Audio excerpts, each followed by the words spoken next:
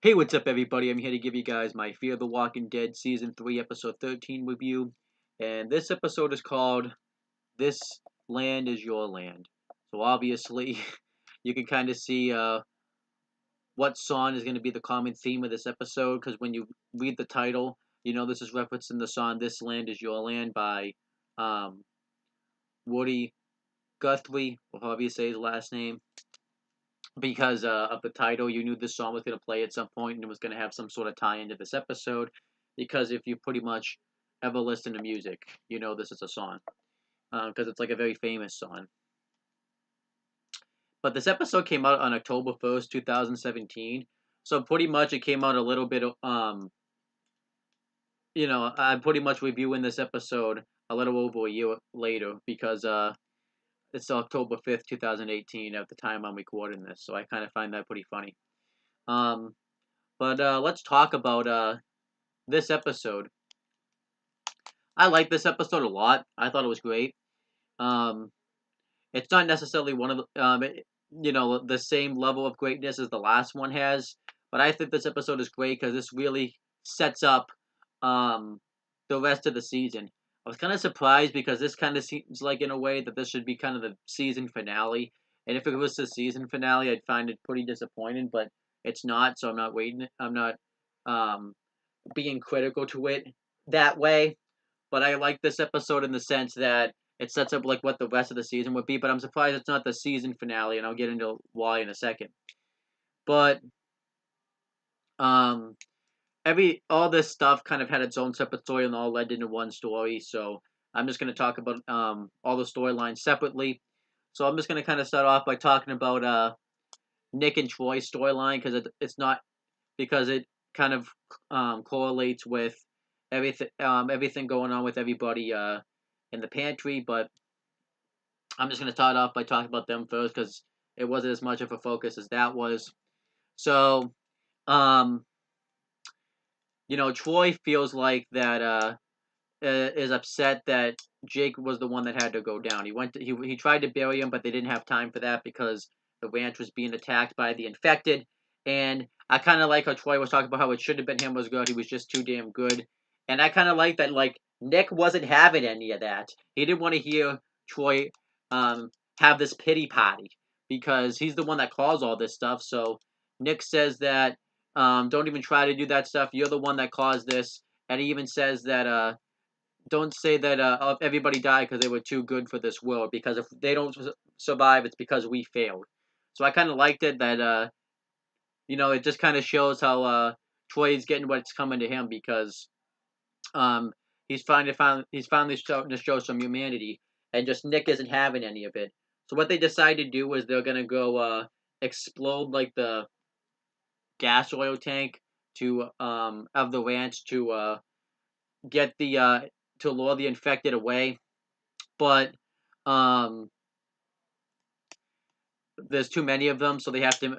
So Nick uses the rocket launcher to cause a distraction, and they're able to distract him long enough, but not long enough to get over to the place where they need to make the explosion.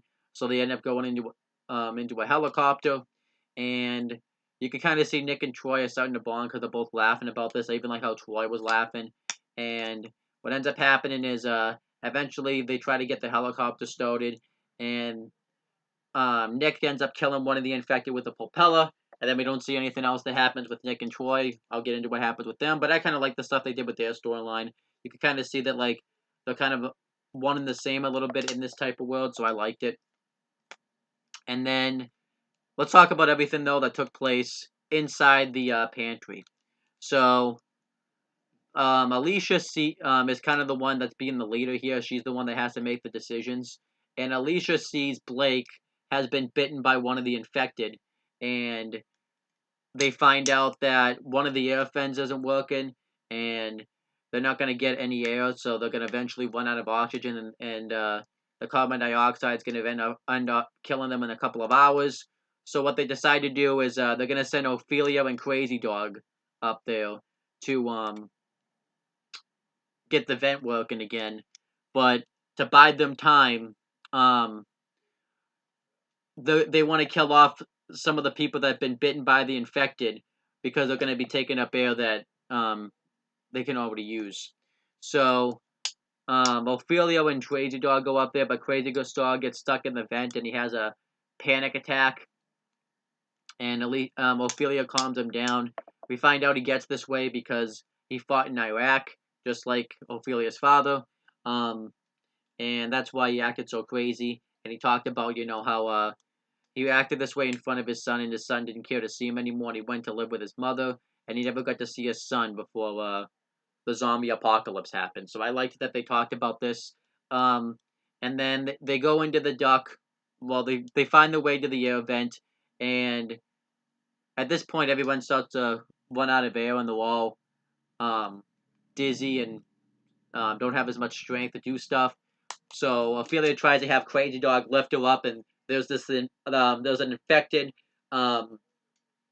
that needs to be killed, and Ophelia, but Crazy Dog doesn't have the strength to keep her on his shoulders, so he ends up falling, and the infected falls on her, and she's just able to kill it because she gets lucky, and then the event starts working. But prior to this, Alicia had to put down a lot of the people that have been bitten by the infected, and this ends up kind of starting to break Alicia a little bit.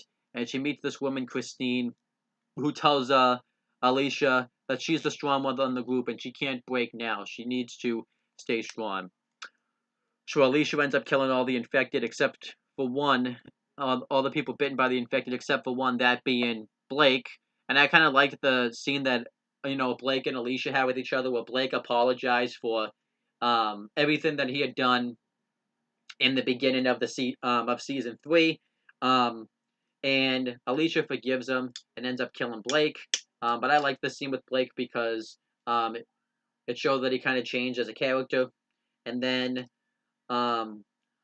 Alicia and Christine, we could start to bond with each other. We find out that Christine's 9/11 widow, her husband was in the Twin Towers when it was in one of the Twin Towers when 9/11 happened, which is kind of weird that they would make something like that up. I get that it's supposed to be part of the story, but you shouldn't make up a situation where someone was part of 9/11 because 9/11 is like a real thing.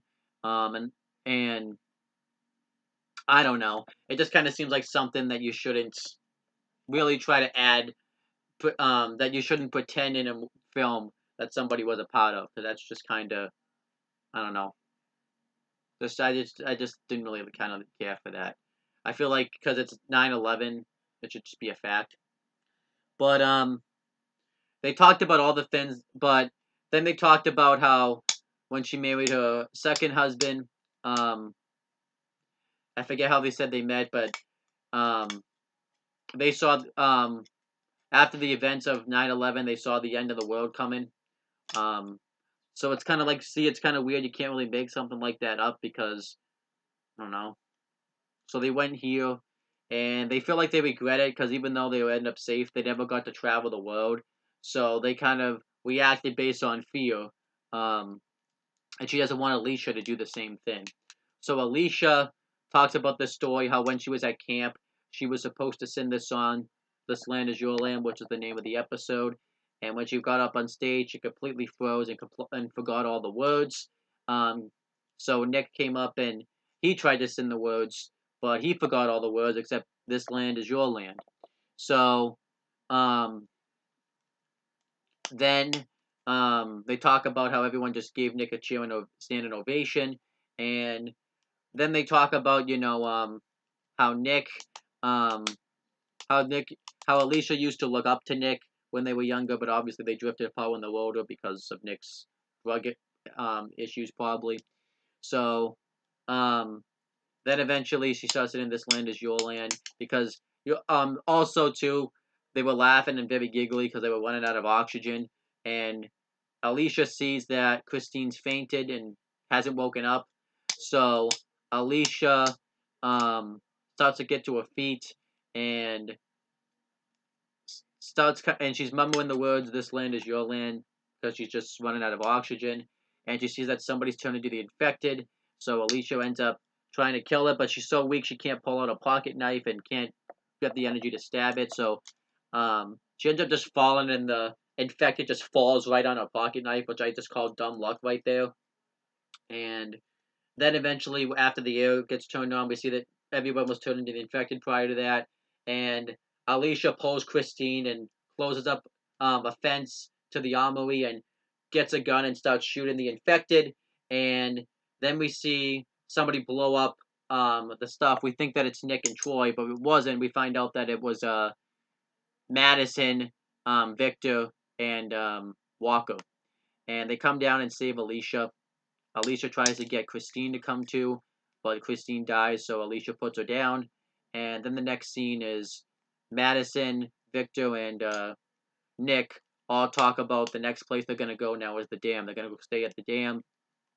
Madison tells Ophelia that her father's alive, and this makes her, this gives her a sigh of relief. And then Alicia wakes up and wants to know what the next plan is. She asks where Jake is, and Nick reveals that Nick reveals what happened to Jake, but doesn't really necessarily reveal that how Jake got bit. And he also bails out Troy, saying that Troy tried to warn him about the incoming herd of infected, which we know isn't true because, well, it's kind of true, but we know isn't true because he caused the herd, but he kind of lied for Troy right there, which I liked. And then Madison tells Alicia that they're going to the dam, but Alicia doesn't want to go. She doesn't want to do anything Madison's way anymore. She thinks that Madison's way isn't working, and she hates constantly trying to find a safe place just to find out that the place really isn't that safe as it was. So Alicia wants to go to the place where Jake was going to go by herself. And Madison agrees to let her. So Alicia wants to live the world her way, and Nick offers to go with Troy. But Nick offers to go see if she to make sure she gets there all right, and Madison wants Nick to take Troy because Walker won't want anything to do with him, and everyone kind of goes their separate ways. And the episode ends with them playing "This Land Is Your Land," which we knew was going to be played. We knew that song was going to be playing at some point. But this episode I thought was great. I thought it had some nice character development. I really enjoyed Alicia's character development and her sticking it to her mom at the end. I really enjoyed that. I really enjoyed that in this show versus The Walking Dead. The zombies are actually a threat because in The Walking Dead, pretty much the zombies are nothing now. They just kind of they're there, but they're not as much of a threat. It's more the enemies. In this show, while they will have enemies be the threat, the zombies are still as much of a threat as they should be. And I like that. And I really liked the character development of Alicia, and I really liked the scenes with her, and I also really liked the stuff with Nick and everything else. I thought this episode was great, and really sets the tone for what the next episode would be. And we know there's no more Broke Jaw Ranch, so yeah. So this makes me question what's going to happen in the next few episodes, because we knew eventually they were going to lose the ranch because nothing lasts forever in the zombie apocalyptic shows. But I didn't expect it to happen. You know, in episode 13, I expected it to happen in the season finale, so I was kind of happy about that. Because it kind of makes you wonder now what's going to happen within the rest of the season. So I like this. So great episode. If I had to get rated, I'd give it a B. I thought it was great. Actually, I thought it was really So I thought it was really good. I should say. I thought it was I'll give it a B plus. I thought it was really good. I'll give it B plus. And everybody agrees with me. Everyone thought this was a really good episode. The critics as well as the people on IMDb. The critics gave it a 4.5 out of 5 ratings, and the people on IMDb gave it a 7.7 out of 10.